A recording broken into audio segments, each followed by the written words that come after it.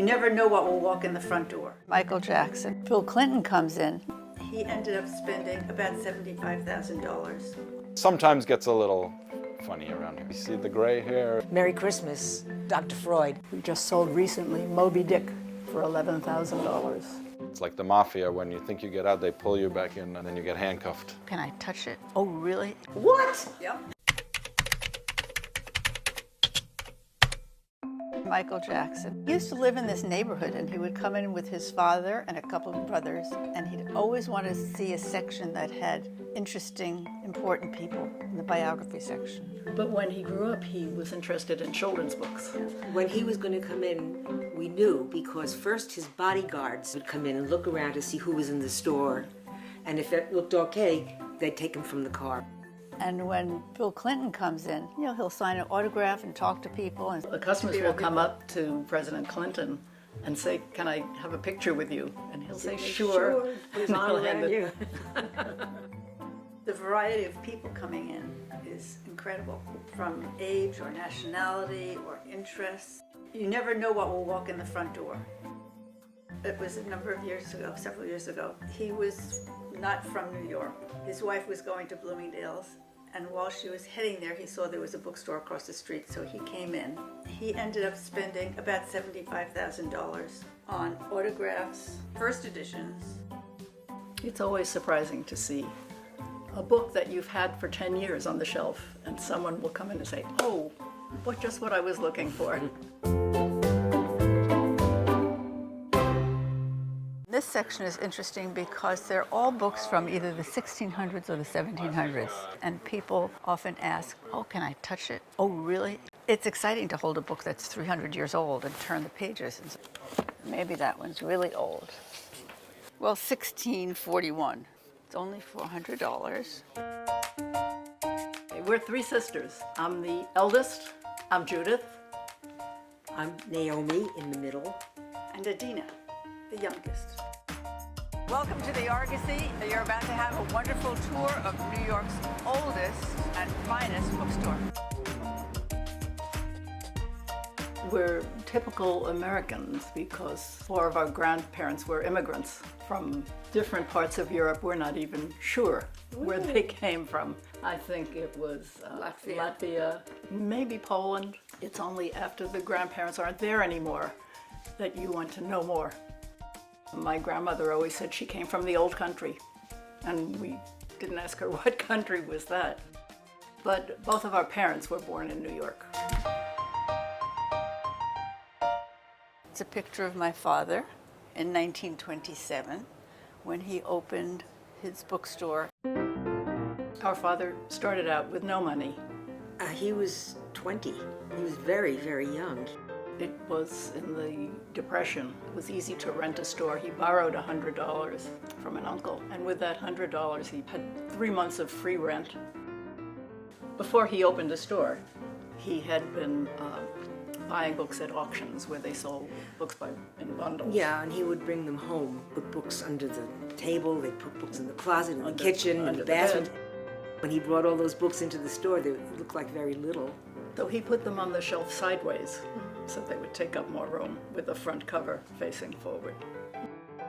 We used to go with him to buy books and learn how to look. I went with him one day, and we went down to the Lower East Side where there was a big Italian neighborhood, and the people were very friendly. We had some tea in the kitchen. And from there we came up to Beekman Place, and the lady of the house said to her butler, "Show them the books in the living room." She wouldn't talk to us or look to us. It was like the same morning, these kind of people and those kind of people, and it was fascinating. He was a very good buyer. He said it's not a good deal unless both sides are happy when it's over. He loved talking to people and negotiating, and so when he would look at a library, he would always say something good about it, whether he liked it or not, because this was important to the family. People who dealt with him always liked him before and after. Okay, we're going to go to 6. This is our precious elevator. It's one of the oldest in the city. I wish we don't speed. The way he got us in was because our mother said to him, Do not ask him to come into the business. Because kids say they're negative. We all thought it was our own idea. Yeah, so we all asked him, could we come in? But I was first. I thought I would work here temporarily till I decided what I was really going to do, and I never left. 2 years later, Naomi asked, please, can I? Yeah. And then he said, well, I have to think about it. I mean, he really wanted us. But he said, no smoking, no chewing gum. She had permission to chew gum, and I didn't.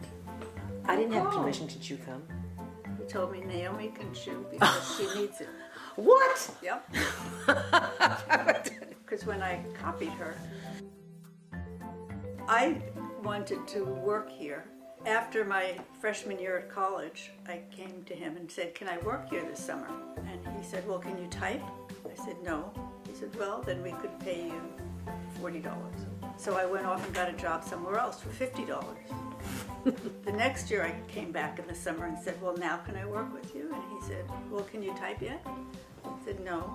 He said, well, you're a little older, so we could make it 50. So I went somewhere else and got a job for 60. So by the time I got out of college, I was like drooling to get here.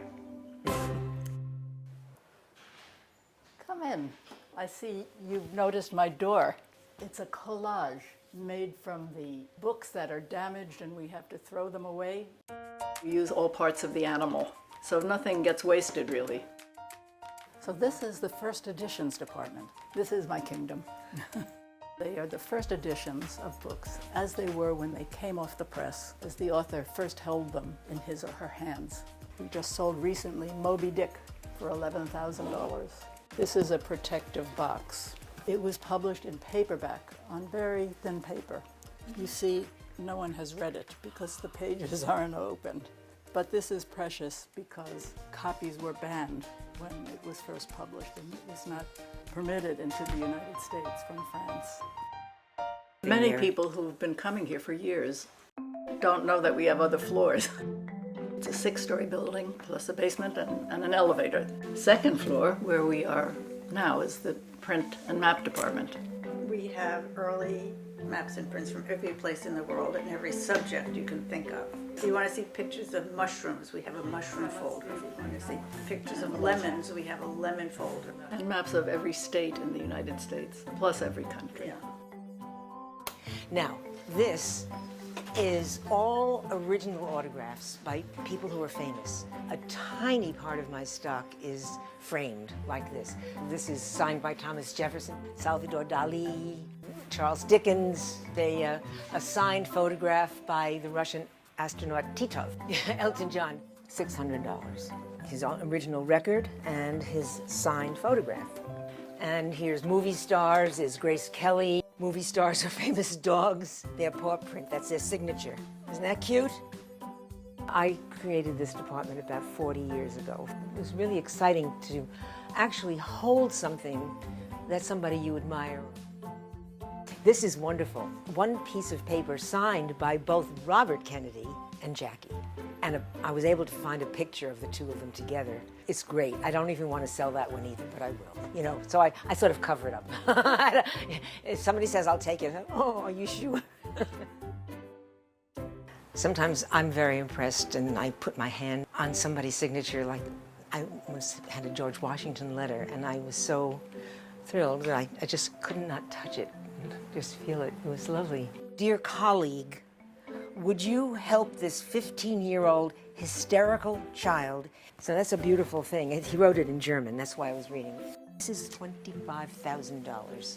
If he just said, Merry Christmas, Dr. Freud, it would be, maybe $1,000. The content of the letter is what defines its price. And I was lucky because I started before autographs were fashionable. And so I got a head start from all the other dealers who then became autograph dealers. Cute Muhammad Ali, that's Baryshnikov. Yep. Each folder has several autographs in it. What is this? Duranovic. Do you know who that is? I don't know who that is. A Yugoslavian politician, a friend of Tito.